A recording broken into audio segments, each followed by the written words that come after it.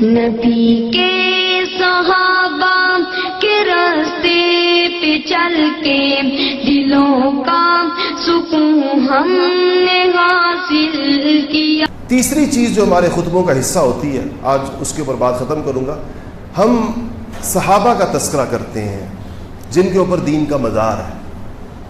اگر صحابہ کی عدالت کا مطلب ہوتا ہے کسی کا راست ہونا، سچا ہونا، درست ہونا، مخلص ہونا، محسن ہونا، اس ساری صفات کے مجموعے کو شرعی اصطلاح میں عدالت کہتے ہیں، اور ایسے بندے کو عادل کہتے ہیں۔ اگر صحابہ کی عدالت کے اوپر حرف آ جائے تو یہ پورا دین مشکوک ہے، پھر اس کی کوئی چیز اوتھینٹک نہیں ہے، اس قرآن پاک کے قرآن ہونے کی دلیل نہیں ہے۔ اس کی کیا دلیل ہے آپ کے پاس کہ آسمان سے نازل، آسمان سے جو نازل ہوا تھا وہ یہی ہے، وہ کوئی اور چیز نہیں ہے۔ اس پورے نظام اسلام کی حفاظت کے لیے سب سے پہلی شرط یہ ہے کہ جن لوگوں نے نبی سے سنا ہے ان لوگوں کی اوتھینٹسٹی ہر قسم کے شکوک و شبہات سے بالاتر ہونی چاہیے۔ اسی لیے اہل سنت والجماعت کا یہ عقیدے کا حصہ ہے کہ الصحابہ کلہم عدول، سارے کے سارے صحابہ عادل، اور اس کے اندر پھر خلفائے اربعہ کا ذکر آتا ہے۔ اس لیے یہ حدیث جو آتی ہے کہ رسول اللہ صلی اللہ علیہ وسلم نے فرمایا، اور پھر خلفائے اربعہ کے فضائل آتے ہیں جو ہم خطبے میں پڑھتے ہیں آپ کے سامنے۔ اس کے بعد ایک حدیث اور آتی ہے، میں وہ اس کا ترجمہ آج آپ کو بتا دوں، سنتے آپ روز ہیں۔ ہم پڑھتے ہیں خطبے کے اندر اللہ اللہ فی اصحابی، سنا آپ لوگوں نے؟ اس کا مطلب ہے اللہ کے رسول نبی پاک کا یہ قول ہے، ہمیں اللہ کا واسطہ دے رہے ہیں اپنے صحابہ کے بارے میں۔ اللہ اللہ، خدا کے لیے فی اصحابی، میرے صحابہ کا خیال رکھو، گویا کہ لا تتخذوہم من بعدی غرضا، میرے بعد ان کو نشانہ ہدف ملامت مت بنانا، ان پہ تنقید مت کرنا۔ غرضا کہتے ہیں وہ جو تیر کے لیے آپ ایک ٹارگٹ رکھتے ہیں جس پہ تیر مارے جاتے ہیں۔ کہا میرے صحابہ کو ایسے مت بنانا کہ اپنی تنقید کے تیروں کو ان کے اوپر چلاؤ تم۔ لا تتخذ من بعدی، میرے بعد، گویا کہہ رہے ہو کہ جب تک میں زندہ ہوں تو اپنے صحابہ کے دفاع کے لیے میں کھڑا ہوں۔ میرے بعد ایسا نہ ہو کہ اے امتیو تم صحابہ پر تنقید کرنے کو اپنا مزاج بنا لو اور تم ان پہ تنقید کے تیر اور لشکر چلاؤ، اس طرح نہیں کرنا۔ اور اگر ایسا کرو گے، اور اس کا پیمانہ فمن احبہم، کہ جو بندہ تم کو صحابہ سے محبت کرتا ہوا نظر آئے، فبحبی احبہم، وہ میری محبت کی وجہ سے ان سے محبت کرتا ہے۔ یہ میری محبت ہے جو اس کو صحابہ سے محبت کرنے کے اوپر، یہ حضور کے الفاظ ہیں، یہ میرے نہیں ہیں۔ ومن ابغضہم، اور جس کو تم دیکھو کہ صحابہ سے بغض کرتا ہے، فببغضی ابغضہم، یہ میرا بغض ہے حقیقت میں اس کے دل کے اندر، جو صحابہ کے بغض کی صورت کے اندر ظاہر ہوتا ہے۔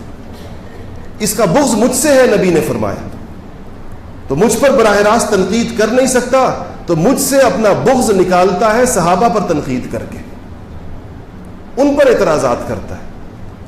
حدیث کے مجموعے میں سے ہم اس حدیث کا انتخاب کر کے اس کو جمعے کے خطبے کے اندر اس لیے پڑھتے ہیں کہ یہ ایک مسلمانوں کے سامنے ایک دستور حیات ہے کہ یہ جماعت آپ کی تان اور تشنیع اور آپ کے تیروں کا ہدف اور آپ کی ملامت کا ہدف نہیں ہو سکتی۔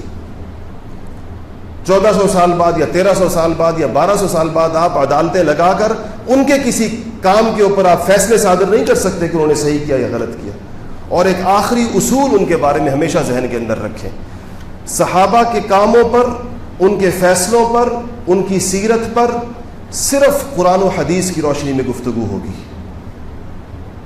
کسی تاریخی کتاب کی روشنی میں، کسی تاریخی واقعے کی روشنی میں، اگر تاریخی کتابیں قرآن و سنت کی تائید کرتی ہوں، جو قرآن و سنت نے ان کے بارے میں کہا ہے، اس تاریخ کو تو لیا جا سکتا ہے، لیکن جو تاریخی بات قرآن و سنت میں صحابہ کے بارے میں جو کچھ کہا گیا اس کے خلاف ہوگا، وہ تاریخ اٹھا کر کوڑے کے ڈھیر پر پھینک دی جائے گی، اس کو کبھی تسلیم نہیں۔ تاریخ کیا ہوتی ہے؟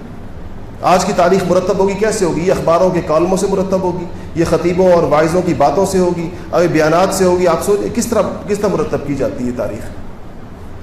تاریخ کے ذریعے صحابہ کو جج نہیں کیا جاتا، اس پر خود اللہ جل شانہ نے قرآن پاک کے اندر ذکر کیا، قرآن موجود ہے، صحابہ کے واقعات ہیں اس میں، صحابہ کی طرف کے نام لے کر ان کے بارے میں، حضرت زید کا تو نام ہے اس میں، حضور کی پوری جماعت کے بارے میں، محمد الرسول اللہ والذین معہ، وہ لوگ جو اس کے ساتھ ہیں، اشداء علی الکفار رحماء بینہم، اولئک هم الصادقون، اولئک هم المؤمنون حقا، اللہ کہتے ہیں کہ حق مومن تو یہی لوگ ہیں جس کو اللہ نے سندیں دی ہوں ایمان کی اور حقانیت کی. کیا کسی انسان کو زیبا ہے کہ اس کو چیلنج کرے؟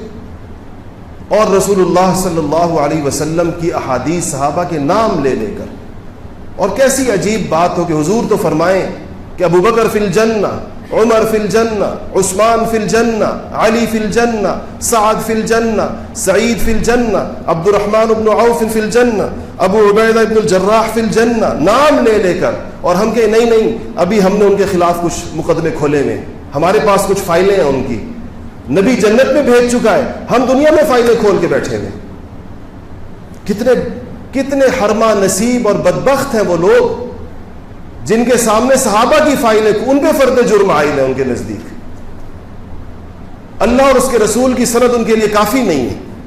وہ اپنے آپ کو کیا ان سے بڑی کوئی ہستی سمجھتے ہیں کہ جن کو اللہ اور رسول جن کے معاملات نمٹا چکے ہیں، جن کے فیصلے فرما چکے ہیں. ہم کہیں کہ نہیں، ابھی ہماری عدالت سے ان کو کلیئرنس نہیں ملی ہے، ابھی ہم نے ایک عدالت لگائی ہوئی ہے. تو ایسے عدالتیں لگانے والے اپنی عدالتوں سمیت جہنم کا ایندھن ہوں گے. اللہ جل شانہ ہمیں اس طبقے کی، اور اس میں آج کا مقصد یہ تھا کہ جمعے کے اندر جو خطبے چونکہ واجب ہے اس میں پڑھی جانے والی چیزوں کا کچھ حصہ آپ کے سامنے اردو کے اندر بتایا جائے کہ ہم عربی میں کیا پڑھتے ہیں. جو اس کا حصہ رہ گیا انشاءاللہ وہ اگلے جمعے کو ہوگا. وآخر دعوانا الحمدللہ رب العالمین.